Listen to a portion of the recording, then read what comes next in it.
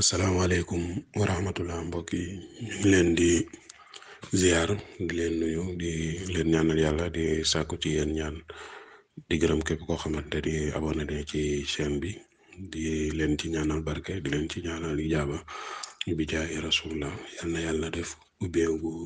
tëjudul topp yal na yàlla def mën-mën yal na yàlla def am-am yal na yàlla def wér ak wérle bijaay rasulullah sallallahu alayhi wa sallam da ngeen xam ni lépp loo xamante ni joxe nañ ko ci chaîne bi lu wér la te lu ñu def la ba pare duñu ñëw rek fekk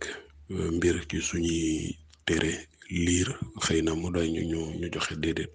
lépp loo xamante ni dañ koy joxe dañ koy def ba pare ba xam maanaam wéraayu mbir mi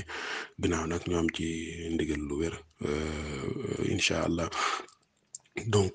lii xëy na bind nañ ci faydatu nopp sa jabar du mën a mooy dana la muñ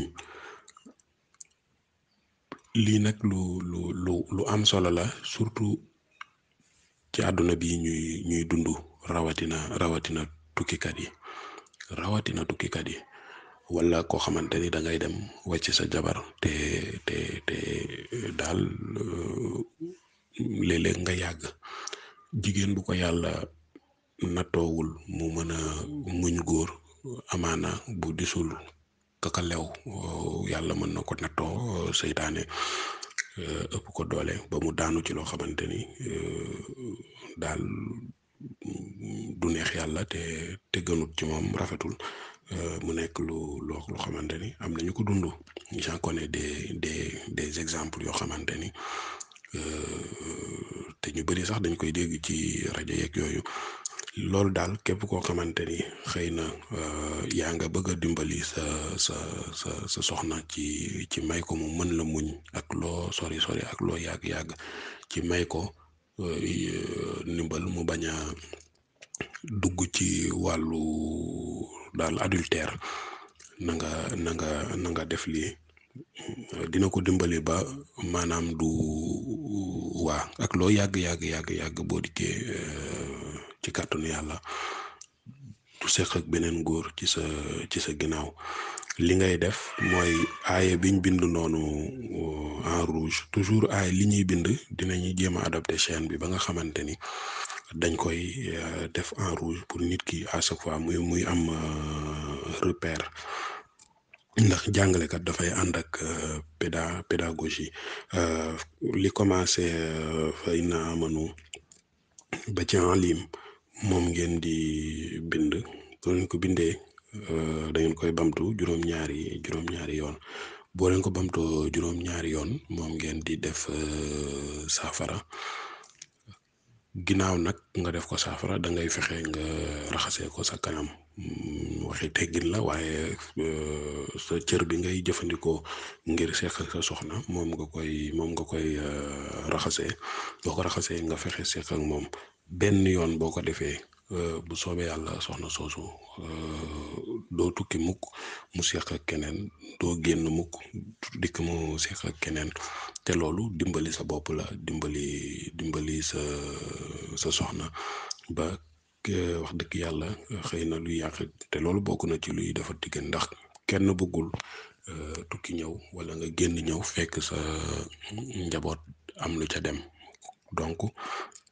ñu ngi leen di digal loolu na ngeen ko def bon on va essayer de traduire ça en français. Ceci est un secret pour empêcher l'adultère chez sa femme. Celui qui ne veut pas que sa femme tombe dans l'adultère en l'aidant peut pratiquer ce secret. Surtout les voyageurs ou bien ceux qui bougent trop et qui laissent leur femme avec peut-être des membres de la famille ou seuls dans la maison. Parce que une femme seule dans une maison court beaucoup de dangers et il y a beaucoup de tentations qui peut le dominer. Donc, ce qu'il faut faire, vous écrivez ce qui est en rouge, ça commence par Faïna Amanou et ça se termine par Samuel Alim. vous l'écrivez 7 fois et une fois l'écriture finie, vous en faites un nasi, juste une très petite quantité que vous utilisez pour laver votre verge. Si vous lavez votre verge avec, tu t'accouples avec ta femme. Une fois, ça suffit, mais tu peux le faire 2, 3 fois ou 7 fois aussi. Inch'Allah, cette femme-là ne pourrait jamais, jamais, jamais, jamais, jamais commettre l'adultère. Même si tu restes des années à l'extérieur ou bien qu'il ne te voit pas, tant que vous êtes en mariage, la femme respecterait les liens conjugaux et ne se donnerait jamais à un autre homme. Donc, c'est ça le secret. On reviendra aussi sur d'autres secrets pour donner comment faire pour que ta femme aussi ne commette pas l'adultère. Ceci aussi est valable pour la femme.